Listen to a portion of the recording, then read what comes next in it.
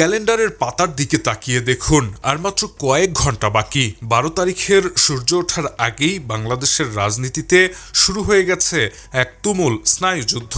চায়ের কাপের ঝড় থেকে শুরু করে বিদেশি কূটনীতিকদের গোপন টেবিল, সবখানেই এখন একটাই প্রশ্ন ঘুরপাক খাচ্ছে: কে হচ্ছেন বাংলাদেশের পরবর্তী প্রধানমন্ত্রী?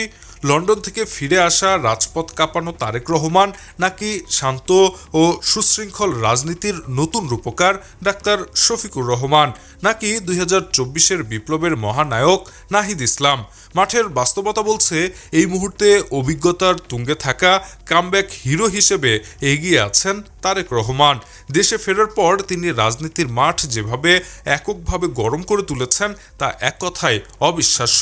তার জনসভাগুলোতে যে জনসমুদ্র দেখা গেছে তা প্রমাণ করে বিএনপির ঐতিহ্যবাহী ভোট ব্যাংক গত 1.5 বছরে একটুও কমেনি, বরং বেড়েছে। তারেক রহমান যে রেইনবো নেশন বা সব ধর্মের মানুষের সহ অবস্থান এবং রাষ্ট্র মেরামতের 31 দফা রূপরেখা দিয়েছেন তা মধ্যবিত্ত ও ব্যবসায়ী সমাজকে নতুন করে আশ্বস্ত করেছে। মানুষ চাইছে স্থিতিশীলতা, আর তারেক রহমান সেই অভিজ্ঞতার প্রতীক হয়ে দাঁড়িয়েছেন। আন্তর্জাতিক জরিপ সংস্থাগুলোর গোপন রিপোর্ট ফাঁস হয়েছে, যেখানে দেখা যাচ্ছে বিএনপির জনসমর্থন এখন প্রায় 40 থেকে 42% ঘরে।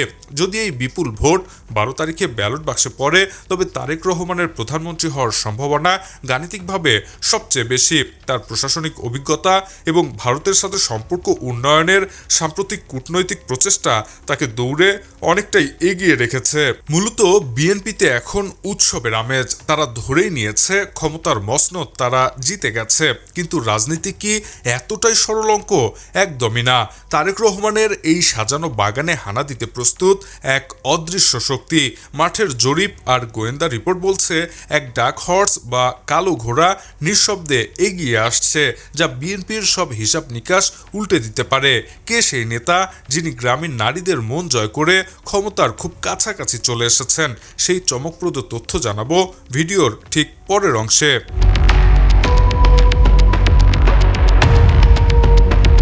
বিএনপি যখন বিজয়ের স্বপ্নে বিভোর, ঠিক তখনই রাজনীতির মাঠের মাটি কামড়ে পড়ে থাকা এক ডার্ক হর্স বা কালো ঘোড়া নিঃশব্দে খেলার মোড় ঘুরিয়ে দিচ্ছে।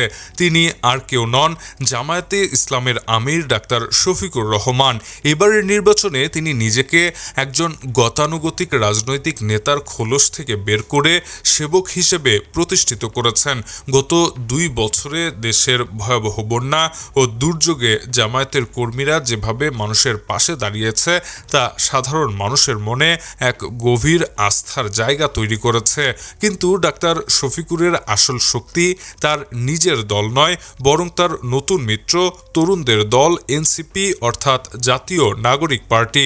2024-এর বিপ্লবীদের সাথে জামায়াতের এই জোট গঠন রাজনীতির মাঠে এক সাইলেন্ট রিভলিউশন বা নীরব বিপ্লবের জন্ম দিয়েছে। মাঠ পর্যায়ে সর্বশেষ জরিপ দেখে রাজনৈতিক বিশ্লেষকদের চোখ কপালে উঠেছে। জামাত এনসিপি জোটের ভোট শেয়ার এখন 35 থেকে 38% পৌঁছে গেছে, যা এক কথায় বিস্ময়কর।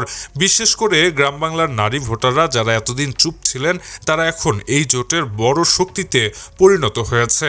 সাধারণ মানুষ মনে করছে গতানুগতিক রাজনীতির বাইরে এসে জামাত এনসিপি জোট ক্ষমতায় এলে দেশে দুর্নীতি কমবে এবং সুশাসন ফিরবে। ডাক্তার শফিকুর রহমানের শান্ত ও বিনয়ী ইমেজ এবং তারুণ্যের তেজ, এই দুইয়ের রসায়ন ভোটারদের চুম্বকের মতো টানছে।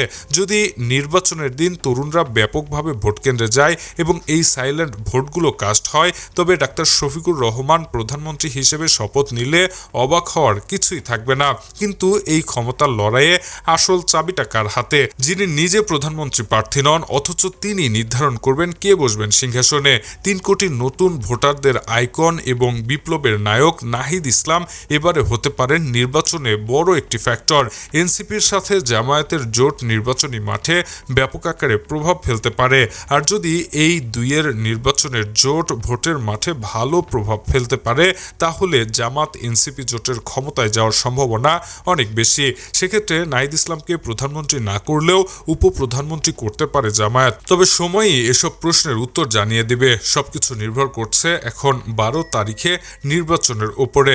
দেখার বিষয় কোন দল ভোটের মাঠে বড় প্রভাব ফেলতে পারে। Shahriar Alam, EBD news.